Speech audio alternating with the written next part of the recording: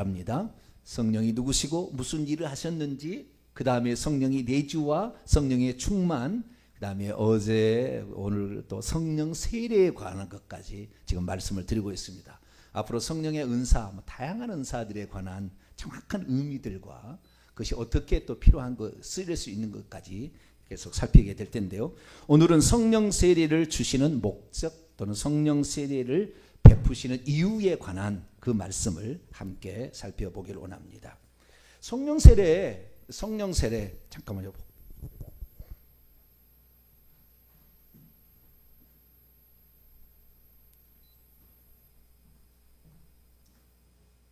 성령 세례가 무엇인가라는 정의가 분명치 않으면 맨날 이것도 헷갈려요. 성령론에 관하여 가장 논란이 많은 것이 성령 세례입니다.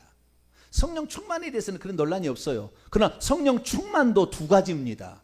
에베소 5장 18절에 술 취하지 말라, 이는 방탕한 것이니 오직 성령으로 충만을 받으라. 이때는 장기적인 충만이고 인격적인 충만입니다. 그분이 내게서 활동하는 거 억누르지 말고, 그분이 싫어하는 거, 슬퍼하는 거, 죄 짓는 거 하지 말고 그분을 따라서 살아가는 거, 이것은 장기적인 거라고요. 일평생 계속해야 될 일이죠. 그러나 일시적인 충만도 있습니다. 우리가 기도할 때에, 회개하며 기도하게 될 때 성령이 나를 확 사로잡을 때가 있거든요. 이것도 성령 충만이라고 그래요. 그래서 누가복음과 사도행전에 나와 있는 성령 충만은 전부 다 순간적인 성령 충만을 주로 표현하고 있어요. 에베소서에, 바울이 서신서에 한 번 장기적인 성령 충만을 얘기하는데, 그러나 우리는 본질적인 사역으로서 성령이 내 안에 충만케 되도록 그분을 인격적으로 대우를 하셔야 돼요. 그분은 무한을 당하시는 거예요. 우리가 그분을 무시하면 무시를 당하는 거예요. 그러니까 절대 그렇게 하면 안 돼요. 결국에 그분이 하시는 것 가운데 죄를 청명하는 사역을 계속해서 거부하고 거절하면 성령 회방죄가 되는 겁니다. 성령 회방죄는 결국에 죄 용서를 못 받으니까 천국에 못 가게 되는 거예요. 그래서 우리는 성령이 내주하시는 그 성령이 우리 안에 충만케 되도록 그분이 나의 의지를, 그분의 목표로 나의 의지가 일치되도록 나를 그분께 늘 드릴 수 있는 복된 성도가 되길 바랍니다. 그리고 기도하셔야 돼요. 기도에서 우리가 성령 충만을 받아야 되는데, 이 성령 충만을 받게 하는 목적, 이 성령 충만이 여러 번 있을 수가 있어요. 우리 인생에 일시적인 성령 충만, 순간적인 성령 충만이 여러 번 있을 수가 있어요. 성령의 내주는 한 번이지만 일시적인 또는 순간적인 성령 충만은 계속될 수 있는데, 처음 받았던 그 성령, 그 일시적이고 순간적인 성령 충만을 성령 세례라고 얘기를 하는 거예요. 처음 경험할 때. 그러나 두 번부터는 그것을 성령 세례를 하지 않아요. 성령 충만이죠. 성령 충만인데, 이 성령 충만은 기도를 통하여서 다양한 은사들이 또 나타날 수 있기 때문에 한 번의 성령 세례, 물론 두 번, 세 번이라고 말할 수도 있지만 구분하자면 한 번의 성령 세례에 계속적 성령 충만이 계속 일어나는 거예요. 이것은 순간적으로 일어나는 거지만 장기적으로 또 인격적으로 달라져야 되는 것입니다. 이 두 가지가 가요. 그래서 장기적인 성령 충만, 인격적 성령 충만이 나타나는 것은 갈라디아서 5장의 성령의 열매, 갈라디아서 5장 22절 이하에 오직 사랑과 충성과 온유 절제 많은 거 있잖아요. 이거 성령의 9가지 열매, 이런 것이 나타나게 되는 것이고, 일시적인 성령 충만은 성령이 나를 사로잡는데 그때마다 성령의 은사가 부어질 수가 있어요. 그래서 일시적인 성령 충만, 순간적인 성령 충만은 다양한 은사들이 우리에게 나타납니다. 그래서 두 가지가 다 필요해요. 그래서 우리는 성령 세례에 대해서 주안점을 가져야 되는데, 우리 안타깝게도 이 장로교 계열은 성령 충만을 다르게 해석해요. 인격적 성령 충만을 얘기하고, 인격적 성령 충만이 성령 세례를 받은 것이라고 말을 해버려요. 그러나 예수님은 그렇게 얘기하지 않았고, 사도들은 그렇게 얘기하지 않은 사도가 많고, 바울은 한 번, 고린도서 12장 13절에 한 번 성령 세례를, 인격적 성령 충만을 성령 세례라고 표현한 적이 있어요. 그러나 그것은 그 문맥에 나중에 그 영향이 다 있어요. 그 문맥에 그렇게 얘기할 수밖에 없었던 그런 상황이 있었고, 다른 것은 다 보게 되면 이 성령 세례는 성령이 부어지셔서, 성령이 부어짐으로 그 사람을 사로잡아서 그로 하여금 담대하게 무장되고, 또는 그때에 하나님께서 성령으로 충만케 될 때 성령이 은사를 주세요. 은사를, 선물을 주시는데 그 선물이 내게서 나타남으로 말미암아 담대해져서 복음을 증거하고, 담대해져서 귀신들을 몰아내고, 그래서 이 담대해지는 어떤 그런 걸 통하여 복음 전파를 목적으로 주어지는 하나님의 특별한 은혜가 성령 세례예요. 그래서 성령 세례는 좀 부어지는 성령이다 이렇게 생각하시면 되겠고요. 물론 안에 내주하시는 성령이 사로잡는 것도 있긴 있습니다. 그러나 그것은 좀 작은 것이고 큰 것을 봐야 됩니다. 그래서 성령 세례를 하나님께서 주시는데, 그 성령 세례가 부어졌을 때에 그 최초의 사건이 중요한 겁니다. 최초의 사건이 어떻게 해서 그게 부어졌고, 어떻게 부어졌으며 부어진 결과는 어떻게 나타났는가, 이것은 원형인 거죠. 아키타입이에요. 그래서 요대로 될 확률이 많은 거예요. 처음인 항상 그러니까. 그래서 우리가 예수 그리스도께서 부활의 첫 열매가 되듯이 우리도 예수님을 따라서 이런 부활체를 입듯이 부활의 첫째가 중요하듯이, 마찬가지로 이 성령 세례도 첫 번째 사건이 중요한데, 첫 번째 사건이 사도행전 2장 1절부터 4절에 기록되어 있는 거예요. 그래서 요 오순절 날 예수님께서 죽고 부활하신 뒤 부활하시고 그 다음에 40일 동안 있다가 승천하시고 다시 10일이 지나서 50일째 되는 날 성령의 마가다락방에 내려오신 이 사건이 성령 세례의 사건입니다. 그런데 성령 세례라는 말이 안 나와요. 그 다음에 성령이 부어졌다는 말도 안 나와요. 성령이 내주했다는 말도 안 나옵니다. 자, 사도행전 2장 1절부터 4절까지 잠깐 보죠. 사도행전 2장 1절부터 4절까지. 그래서 우리는 성경을 전체적으로 봐야 돼요. 전체적으로. 여기 한 것만 보면은 잘못될 수가 있어요. 자, 2장 1절부터 오순절 날이 이미 이름에 그들이 다 같이 한 곳에 모였더니 호련히 하늘로부터 급하고 강한 바람 같은 소리가 있어. 자, 여기에 성령께서 오시는데 성령은 볼 수 없어요. 영원히 볼 수 없습니다. 성령은. 아버지도 영원히 볼 수 없고 성령도 영원히, 예수님만 볼 수 있어. 나타나는 하나님이니까. 아시겠죠? 우리가 천국에 가면 하나님을 누구를 볼까요? 예수님만 봐. 아버지도 계시고 성령도 계시지만 누구만 봐요? 예수님만 보는 거예요. 그냥 우리가 경배할 분은 거기에 보좌에 예수님이 앉아 계신 그분을 보는 거죠. 그 예수님이신데 이 성령은 보이질 않아요. 영원히 보이질 않아요. 그런데 성령이 오시긴 오시잖아요. 요한복음 3장에 바람이 임의로 불매 어디서 와서 어디로 가는지를 알지 못하나니 성령으로 난 사람은 다 이와 같으니라. 성령은 알 수가 없어. 이게 몰라, 언제 왔는지. 그런데 성령이 언제 왔는지, 언제 들어왔는지를 정확히 몰라버리면 이 사람들이 성령이 왔는지 안 왔는지 그렇게 돼가지고 복음 전파인데, 지금 그들을 다 죽이려고 하는데 120명 성도 무서워 떨고 있는데 그들이 담대해 가지려면 어떻게 해요? 죽음을 초월하려면 지금 하나님이 나와 함께 계신다, 나는 지금 죽어도 천국 간다, 이런 믿음이 확실히 생겨야 되니까 하나님께서는 그들로 하여금 성령께서 오셨음을 증거해주는 다른 어떤 현상들, 다른 말로 하면 표적들, 어떤 은사들을 하나님이 주신 거예요. 그래서 그때 성령이 오실 때에 증상이 나타났는데 어떤 증상이 있느냐, 이것은 아마 제 생각 같아서는 성령이 오심으로 말미암아 천사들의 활동인 것 같은데 크고 강한 바람 같은 소리가 났대요. 두 번째, 불의 혀같이 갈라지는 것이 각 사람 위에 하나씩 있었대요. 이것은 성령은 아니에요. 성령이 아니라고.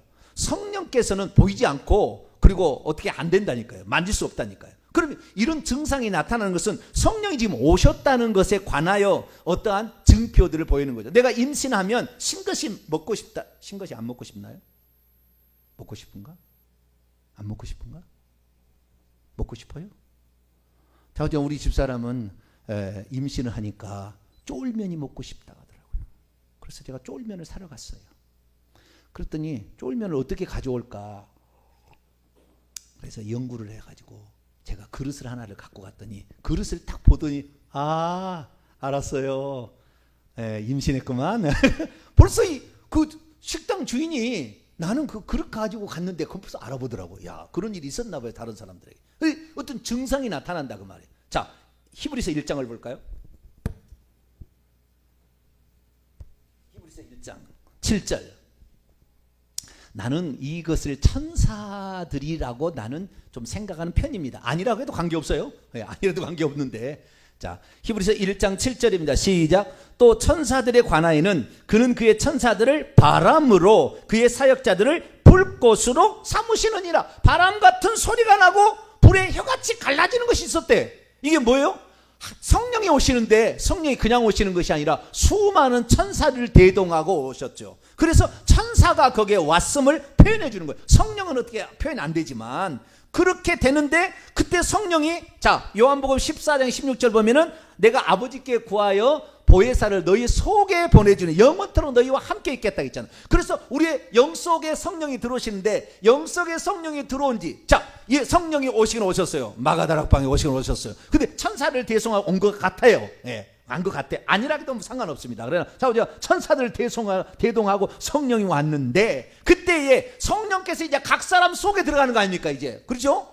너희들 속에 있겠다 해서, 이것이 에스겔 36장 예레미야 31장에 예언된 것처럼 속에 내 영을 너희 속에 두어 너희를 하나님을 알라 하지 않아도 다 알게끔 하겠다. 약속대로, 그 아버지 약속대로 이제 사람 속에 들어가니까 성령은 보이지 않지만 우리의 속에 어떤 충격이 가해지는 거죠. 우리의 영의 충격이, 우리의 영에 어떤 새로운 것이 들어왔잖아요. 성령이 들어오고 생명을 가지고 들어왔다고 말해요. 내 영에 어떤 충격이 가해지니까 그때 나타나는 거예요. 고알라사, 게발라사 이렇게 방언이 나오기 시작하는 거예요. 왜? 그 충격이 가해지는 거죠. 그래서 자, 4절입니다. 2장 4절 있습니다. 시작. 그들이 다 성령의 충만함을 받고 성령이 말하게 하심을 따라 다른 언어들로 말하기를 시작하니라. 자, 여기는 성령 충만을 받은 겁니까? 성령 세례가 임한 겁니까? 한글 성경을 보면은 성령의 충만함이죠. 이것만 보면, 이 본문만 보면은 성령의 충만함인데, 이것이 성령 세례였다는 것이 분명하게 다른 본문에 나와요. 그래서 제가 있잖아요, 처음 성령 충만을 받는 것인데, 성령 충만을 우리가 여러 번 받게 되는데, 처음 받은 성령 충만을 성령 세례라고 말하는 게 좋겠다라고 제가 얘기하는 것이 그런 이유예요. 예. 그래서 성령 세례를 받은 거예요. 왜 받았는지 좀 이따 얘기하고, 성령 세례를 받아서 성령이 내 안에 들어왔는데, 성령 세례라는 것은 내 안에 들어오신 성령께서 우리에게 부어지심으로 어떤 은사적인 것으로 나타났을 때에 그때 성령 세례를 받았다라고 말하는 거예요. 그러니까 어쩌면은 그렇게 오시는데 내게서 어떤 은사나 선물이 나타나지 않았다고 나는 성령 세례 안 받았다, 또 그렇게 말하기도 곤란합니다. 어떤 사람은 은사가 안 주어질 수도 있죠. 특히 사마리아 교회 같은 경우는 그런 은사가 안 나타났다고 말하는 데도 있어요. 그렇기 때문에 그때 은사가 안 나타날 수 있어요. 그래서 내가 혹시 나는 나는 방언을 못하는데 성령세를 안 받았나? 너무 그렇게 생각하지 마세요. 이 고린도전서 12장 읽어보게 되면 29절인가요? 다 방언 말하는 자겠느냐? 라고 얘기하므로 방언을 안 받을 수도 있다는 것을 말하고 있어요. 그렇기 때문에 어떤 걸로 딱 규정 내릴 수 없지만 보편적인 타당한 것으로 얘기를 한다면, 성령 세례를 받게 될 때 성령께서 부어지시는 것을 성령 세례라고 하는 것이고, 최초의 성령 충만을, 일시적인 순간적 성령 충만을 성령 세례라고 말하는 것이고, 그 성령 세례로 말미암아 성령이 오셨다는 증표로서 선물을 주는데, 그 선물이 바로 은사로 나타난다 라고 하고, 그 은사의 가장 기본적인 은사가 방언이었다고 사도행전에 4번, 5번에 걸쳐서 나와요. 다른 역사가. 이제 계속 그걸 제가 설명을 하겠습니다. 다른 이제 또 새벽기도 계속 설명하니까 들어보시고, 그래서 성령 세례를 통하여 하나님께서 그때 은사를 주셔요. 성령을 우리에게 받으면 좋은 거예요. 자, 그럼 이것이 왜 이게 성령 세례라고 말할 수 있느냐라는 거죠. 그 성령 세례를 말하는 그 이유는 예수님과 그 다음에 베드로와 사도 바울이 한 얘기가 있습니다. 그래서 이 사건은 성령 충만이라고 나와 있지만 최초의 성령 충만으로서 성령 세례다라고 말할 수 있어요. 어떻게 할 수 있냐? 예수님이 이렇게 얘기했습니다. 자, 사도행전 1장 4절 5절. 주여, 되게 바쁘죠. 빨리 30분 안에 끝내야 돼요, 설교를. 왜 그렇습니까? 30분 이상하면 잘 안 보려고 해요, 사람들이. 예. 근데요, 이렇게 하더라. 어떤 사람은 그래요. 목사님 설교를 들으면 계속 듣고 싶대. 여러분 안 그런가요?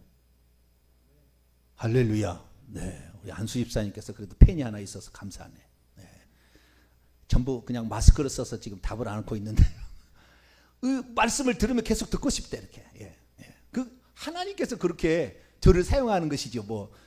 저는 부끄러워가지고 남 앞에 얘기도 못했던 사람이에요. 그런데 하나님이 하시는. 자, 1장 4절 5절 시작. 사도와 함께 모이사 그들에게 분부하여 이르시되 예루살렘을 떠나지 말고 내게서 들은 바 아버지께서 약속하신 것을 기다리라. 요한은 물로 세례를 베풀었으나 너희는 몇 날이 못해요 성령으로 세례를 받으리라. 이 예수님이 하시는 말씀이요. 예루살렘을 떠나지 말라. 지금 승천하기 직전에 6절 보면 이제 승천해 이렇게 해가지고 8절 9절 10절 보니까 올라가실세. 승천하기 직전에 주님이 사도들에게 하는 얘기가 뭐라고 얘기했느냐. 예루살렘을 떠나지 마라. 첫째. 둘째, 내게서 들었던 바. 언제 들었습니까? 요한복음 14장 15장 16장에 들었잖아요. 요한복음 14장 15장 16장에 보혜사 성령을 너희 속에 보내주겠다. 경륜적인 영으로. 구약에도 뭐 없었습니까? 그전에 있었죠 성령이. 그러나 이제 속에 들어오신 성령, 내게서 들은 바 아버지의 약속, 이것이 바로 에스겔 36장 36절 37절 38절 31장 에레미야 31장 31절에서 33절에 약속된 그 속에 들어오신 성령, 그 약속을 기다리라. 그런데 이 최초의 사건은 그것이 속에 들어오시는, 내주하셔서 우리에게 들어오시는 것은 은밀하게 들어오시기 때문에 아무도 알 수 없어요. 그러니까 그렇게 되면은 성령이 오셨는지 안 오셨는지 모르잖아요. 그래서 예수님께서 세례 요한의 말을 인용해요. 5절에 뭐라고 하냐면, 왜냐하면 아버지 약속을 기다려야 될 이유가 뭐냐? 왜냐하면 요한은 물로 세례를 주었지만 그런데 너희는 몇 날이 못돼요 성령 안에서 세례를 장차 받을 것이기 때문이다. 그래서 성령으로 세례를 주는 것은 요한이 물 세례를 주는 것과 유사하다라는 것을 말하고 있어요. 성령 세례는 예수님이 주는 거예요. 예수님이 주는 것이에요. 하나님이 줬다 해도 뭐 틀린 건 아닙니다. 예수님이 주는 것이고 성령 자체가 주는 게 아니라고요. 성령 안에서 성령으로 세례를 받는 것이지 성령 자체가 성령 세례를 주는 건 아닙니다. 성령이 그에 부어지는 건데 예수님이 아버지께 구하여서 붓는 거예요. 아시겠죠? 속에 집어넣는 것인데 그렇게 집어넣어서는 잘 바람이 임의로 불면 잘 모르니까 알 수 있도록, 경험할 수 있도록, 확실히 왔다는 것이 경험되어지도록 부어서 자신의 어떤 영적인 충격이 나타나고 그분이 주신 선물이 내게서 나타남으로, 아, 성령이 내게 오셨구나, 내 속에 들어오시고 성령이 부어주셨구나 하는 것을 알 수 있도록 하겠다. 그래서 성령으로 세례를 받은다라고 했는데, 요 성령으로 세례를 받았다라는 말을 베드로가 나중에 인용을 해서 얘기를 합니다. 자, 사도행전 11장. 자기가 천국 열쇠를 두 번 사용하는데 한 번은 이 예루살렘에서 한 번 사용했고요. 그다음에 고넬료 가정, 유대인과 이방인에게 천국 열쇠들을 사용하는데, 고넬료 가정에 복음을 증거하고 그들에게 일어난 사건을 예루살렘에 와서 보고를 합니다. 11장 2절 보면은 예루살렘에서 보고를 하는데, 그때 뭐라고 했느냐. 15절, 내가 말을 시작할 때, 고넬료 가정에서 내가 말을 시작할 때 성령이 그들에게 내려오셨대. 처음 우리에게 하는 것 같이 했대. 어디요? 사도행전 2장 1절에서 4절처럼 하겠대요. 그때, 그런데 내가 주의 말씀에, 그때 주님이 하신 말씀에, 요한은 물로 세례를 베풀었지만 너희는 성령으로, 몇 날이 못되는 빠졌죠. 너희는 성령으로 세례를 받으리라 하셨다는 그 말씀이 생각이 났다. 그런즉 하나님이 우리가 주 예수 그리스도를 믿을 때에 주신 것과 같은 선물을 그들에게도 주셨다라고 말하고 있어요. 그러면 어떻게 주었느냐? 사도행전 10장 44절 보면 베드로가 고넬료 가정 그 모여있는 사람들에게 말씀을 증거했는데 성령이 말씀 듣는 모든 사람에게 내려오셨어요. 그때 베드로와 함께 온 약 10명 이상의 할례받은 신자들도 이방인들에게 성령이 여기에 중요한 거예요. 성령이 부어지심으로 말미암아 놀랐다. 성령 세례를 가리킨 거예요. 부어지심으로 말미암아 놀라니 이는 다 방언을 말하며 하나님을 높이는 방언 찬양을 하기 시작했다. 방언을 말하고 방언을 조금 더 하면 방언 찬양이 나옵니다. 그래서 이렇게 하게 되었더라, 이렇게 말하고 있어요. 그래서 성령, 이 고넬료 가정에게 성령이 내려오셔서 부어지셨는데 그때 방언을 말하게 한 것을 처음 우리에게 하는 것 같이 똑같이 하더라 라고 얘기하는데, 이것이 바로 요한은 물로 세례를 베풀었으나 너희는 몇 날이 못돼요 성령으로 세례를 받으라 하신 말씀이 생각났다. 아, 그것이 성령 세례였구나 라는 것을 알게 되었다는 거죠. 그래서 성령 세례라는 것은 성령이 그에게 부어져서 성령께 잠겨버린, 성령이 사로잡아버린, 성령께 폭 빠져버린, 성령에 흠뻑 젖어버리는 그런 상태를 일컫는 말을 최초의 성령 충만, 성령 세례라 이렇게 말한다는 거예요. 그래서 이 베드로가 이제 그 방언 소리를 듣고 찾아온 사람들에게 설교를 해요. 최초에 예루살렘 그 마가다락방에서 막 문을 열어놓겠는지 어쨌든 그게 엄청나게 많은 골목에 있는 사람들을 향하여 설교를 합니다. 그 설교를 할 때 인용을 해요. 성령 세례에 대한 약속도 있었어요.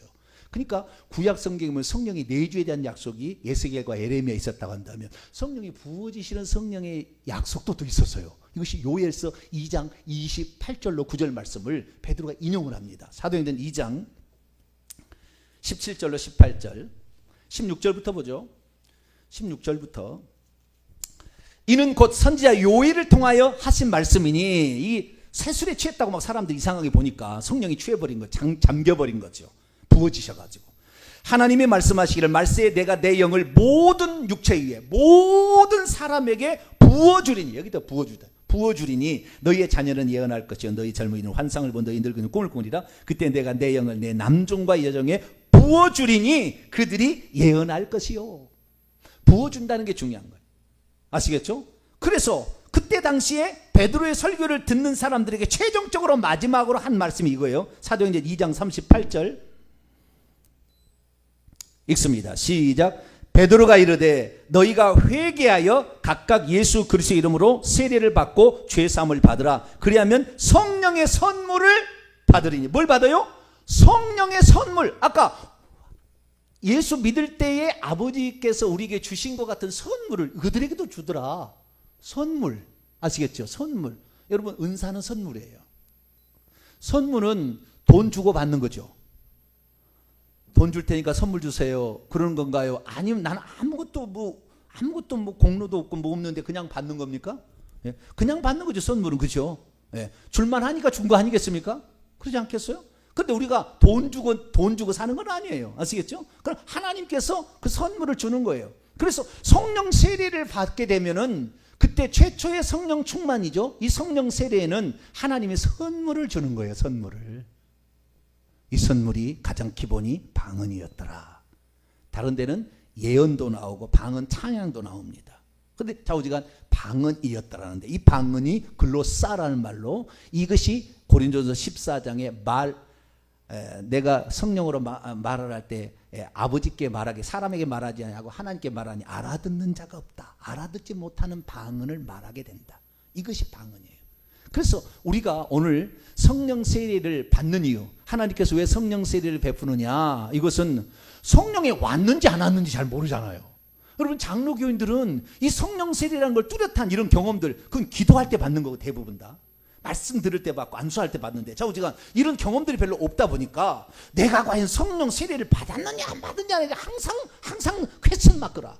내가 과연 성령을 받았어 안 받았을까? 그런데 우리 속에는 죄된 본성이 남아 있어서 내가 성령을 받아도 죄에 끌려 막 가. 내가 죄에 끌려가 뭐 죄를 지어. 그러면 나는 거듭나지도 않았나 봐. 나는 성령의 내주가 없나 봐. 뭐 나는 성령 세례를 안 받았나 봐. 이렇게까지 착각하는 거예요. 왜? 이 성령 세례, 성령이 내주와 더불어서 성령 세례가 이렇게 있어야 되는데 성령의 내주가 먼저 있고 한참 뒤에 이것이 이제 에베소서 19장에 에베소서가 아니라 사도행전 19장에 에베소 교회는 이것이 나눠져요. 예수 믿는 것이 먼저고 나중에 성령 세례가 또 부어지는 은사가 오는 그게 나중되는 게 있거든요. 그래서 보통 그런 경우로 나타나게 된다고 한다면 자기는 성령 세례를 받지 않은 사람은 이게 나가 구원 받은지 안 받는지 헷갈리니까 이런 사람의 복음을 전하겠습니까? 힘들어요. 확실하게 내게 지금 성령이 와 있구나, 확실히 나는 하나님 자녀가 되었구나 라는 확신이 든 사람이 복음을 증거하지, 애매모호한 바람이 임으로 어디 왔는 건지 안 한 건지 이걸 잘 모르는 사람은 복음을 증거하기 담대하지 않아. 저도 마찬가지였어요. 예수 그리스도를 처음 믿을 때는 내가 구원 받았냐 하면 잘 모르겠어요. 심지어 어느 신학대학 졸업한 종교 다운지 제자가 와가지고 예수 외에도 구원자가 있다고 하니까 그게 원래 고민이 되는 거예요. 나는 과연 진짜 나는 거듭났는가, 나는 구원 받는가, 예수만 길이라고 내가 믿고 있는데 이게 사실인가, 내가 정말 하나님의 자녀란 뚜렷한 뭔가 있어야 되겠다 하는데 내 사수가 예수교 감리교에 다녔는데 이 사수가 방언으로 기도를 하더라고요. 방언으로. 그래서 내가 세상 나가면 하나님이 분명히 성령으로 나와 함께 한다는 내가 증표를 나도 받아야 될 것 같다. 기도를 했어요. 5개월을 기도했어요. 주여, 내가 나가면 반드시 주여 나도 성령 세례를 받고 나도 성령께서 주신 선물을 좀 받아서 방언을 말하는 것을 해야 되겠습니다. 그리고 군대를 딱 갔다 왔네요. 군대를 딱 제대한 딱 한 달 만에 전단지가 내 손에 딱 왔어요. 전단지가. 예. 이 귀신이 쫓겨나가고 병든 자가 낫고 방언을 말하고, 오 주여 이거네, 이거 누가 예배를 탁 마치고 나오는데도 전단지를 줬어요. 염주 실내 체육관에서 그걸 한대. 사직공원에 어디 무슨 체육관에서 한다든가. 그러네. 그때는 사직공원 어디 공원이 거기에 실내 체육관이 거기서 한대. 그래가지고 좋다. 그래 갔더니 그 강사가 뭐라고 하냐면은, 우리 교회는 5살짜리도 방언합니다. 방언이 어려운 게 아니고 이게 몰라서 그러는 거예요. 성령이 내 안에 오면 내 영이 충격을 받아서 어린애가 딱 태어나는데 말하지 않는 어린애도 있습니다. 근데 말하지 않으면은 손을 딱 때리면은 얘가 앙 하고 하듯이, 여러분 지금 이 얘기를 듣고 바로 지금 딱 때리는 순간이라고 생각하고 여러분 말하면 오늘부터 말합니다. 그리고 쥐야 기도합시다. 쥐야 그랬더니 바로 그날 방언이 터졌어요. 할렐루야. 이 어렵게 생각하면 되게 어려운 거예요. 어떤 사람 일평생에 방언을 사모했대. 그런데 지금도 방언을 못한대. 그래서 방언을 못한다고 막 그래. 방언을 못하는 것을 회개하셔야 돼요. 회개가 안 돼서 그런 거예요. 성령이 막는 거였던 것은. 그래서 방언이 안 된 사람은 강력하게 회개해야 돼요. 방언이 안 될 때는 돼야 되는데 당연한 것인데, 당연한 거예요. 우리 집 사람은 여기서 청소하는데도 불러다가 내가 여기서 기도시켜가지고 바로 방언 터졌어요. 할렐루야. 안 되는 게 없어. 안 되는 것은 아직 믿음이 부족하거나 회개가 안 됐거나 그런 거예요. 그런 거예요. 다른 거 없어요. 우리는 성경대로 그냥 믿으시면 돼요. 이들이 지금 와서 열흘 동안 간절히 기도했는데, 그냥 하나님 성령을 주시면 주고 안 주시면 그냥 뭐 관계없어요, 이렇게 기도했겠어요? 온전히 기도했겠어요? 이들이 부르짖어 기도했겠어요? 아니면 조용히 주실 때면 주시고 안 주셔도 저는 상관이 없어요, 이렇게 했겠냐고요? 부르짖어 기도하기를 축원합니다. 성령을 충만케 하는 것은 하나님이 하는 거지만 우리는 그렇게 되어지도록 우리는 하나님께 간구를 해야 됩니다. 할렐루야. 간구하실 타임 들은. 내가 그래서 이번에 이제 성령 은사 얘기하면서 제가 이제 하나님께 욕심을 좀 구하고 있어요. 지금 기도하고 있어요. 하나님 이러이러한 은사를 주시옵소서. 기도하고 있어요. 왜? 이제는 성령에 대해서 분명한 성경적 가르침에 구장이 되었기 때문에 이제는 성령의 은사가 와도 이 귀신에게 속지 않을 수 있는 가능성이 더 많기 때문에 저도 사모하고 있습니다. 저와 여러분은 이 성령 은사를 사모하는, 이 성령 은사는 오직 한 가지 목적, 오직 성령이 너에게 내려오시면 너희가 능력을 받고, 사도행전 1장 8절 예루살렘과 온 유대와 사마리아 땅끝까지 이르러 내 증인이 될 것이다. 증인이 되라는 것은 아니에요. 그러나 마가복음이나 마태복음을 보면 증인이 되라는 말로서 받아줘야 됩니다. 그래서 이 증인이 되는 거예요. 그래서 우리가 성령 세례를 받는 유일한 이유는 저는 처음에는 내가 구원받았냐면 확인하려고 그러겠지만 사실은 복음 전파를 하고 성도를 유익하게 하려고, 고린도서 12장 나게 배울 거예요. 성도를 유익하게 하려고, 남을 유익하게 하려고 하지, 지 자랑하려고 하는 것이 아니라 남을 유익하게 하고 믿음의 형제와 자매를 유익하게 하고 복음을 증거케 하기 위해서 성령 세례가 필요한 것이고 성령 충만이 필요한 거예요. 이미 성령 세례를 받은 사람은 성령 충만을 달라고, 성령 은사를 달라고 기도할 필요가 있습니다. 고린도전서 12장 다 왔습니다. 고린도전서 12장 31절, 고린도서 12장 31절 읽습니다. 시작. 너희는 더 큰 은사를 사모하라. 내가 또한 가장 좋은 길을 너희에게 보이리라. 원문입니다. 그런데 너희는 더욱 좋은 것들의 은사들을 계속해서 사모하라. 내가 또 지극히 좋은 길을 따라서 너희에게 보인다. 보인다, 이렇게 말하고, 이게 은사를 계속해서 현재 명령입니다. 사모하라. 의심하지 말고 사모하라. 주신다. 하늘에 가면은요, 우리에게 주려고 엄청난 은사 창고들이 가득 있어요. 말씀의 은사, 지식의 은사, 능력의 은사, 병 고침의 은사, 방언과 방언 통역과 예언과 영들 분별하는 은사, 이런 은사, 그 다음에 뭐 섬김의 은사, 구제의 은사, 그 다음에 가르치는 은사, 수많은 은사들이 방으로 다 있는데, 귀신 쫓는 은사, 뭐 이런 은사들이 다 있어요. 근데 이런 은사들이 있는데 지금 안 구러졌어요. 구러진다는 말은 사투리죠. 줄어들지가 않았대. 구하는 사람이 없대요. 그것에 이 구하는 사람이 없게 된 것이 마태복음 7장에 나와 있는 21절 이하에 나오는 나더러 주여 주여 하고 예언하고 귀신 쫓아내고 능력 행한다 해서 천국 못 간다, 이 얘기 때문에 안 구하는 사람도 있어요. 근데 그것은 예수님에 대한 정확히 모르는 사람들이 착각하다가 귀신에게 넘어갈까 봐, 그리고 하나님의 뜻과 전혀 관계없는 자기 자랑을 위해서 하는 것이 때문에 그런 것이지, 그런 거 한다고 해서 지옥 가는 게 아니니까 그런 거예요. 그러니까 우리가 정확히 알아야 되는데, 우리가 앞으로는 하나님 성령 충만을 주셔서 나로 하여금 복음의 증인이 될 수 있도록, 한 사람이라도 구원하지 않겠어요? 우리만 천국 가겠습니까? 그런데 우리가 영적 은사가 아무것도 없으면 그들에게 뭘 도와줄 수 있어요? 그들을 폭파시키려면 그들의 핵심을 정확히 찔러서 영적 부분을 설명해 줄 수 있어야 돼요. 그러려면 은사가 필요해요.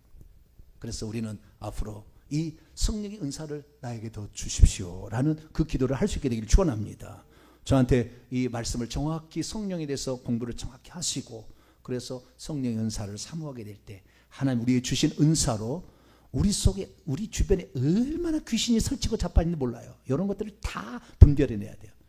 보고, 꼭 귀신이 안 보이지만 다른 것을 보고 탁탁탁 분별해낼 수 있는, 그래야만이 우리가 교회가 온전케 되어집니다. 그렇지 않으면 그런 영들을 가진 자들아서 교회 물을 흐리고 막 이간질시키고 막 이렇게 해서 교회를 혼탁스럽게 만듭니다. 우리 교회는 절대 저는 용납하지 않을 것이고, 절대 그 불가능하도록 제가 할 것입니다만은, 자우디가 우리는 성령 은사를 사모해야 되는데, 복음 전파를 위해서지 너의 무슨 영적 능력이 있다고 자랑, 택도 없다 이게 아니라, 너 복음 전파, 네 식구들에게, 가장 먼저 네 식구들에게 하나님의 살아계심을 증거해서 너도 예수 믿어라 얘기할 수 있는 저와 여러분 되시기를 간절히 바랍니다. 거룩하신 하나님 감사합니다. 오늘 성령 세례를 주신 이유가 무엇인지를 살펴보았습니다. 우리의 자랑이나 우리의 능력을 표출하는 것이 아니라 복음의 증인이 되려면 담대하게 돼야 되는데, 은사가 없이는 우리가 담대해질 수 없어서 주님의 선물로 주신 것, 아버지 저희들도 사모하여서 복음 전파하고 교회를 섬기는데 귀하고 값지게 쓰여지게 도와 주옵소서. 우리 주 예수 그리스도의 이름으로 기도하옵나이다.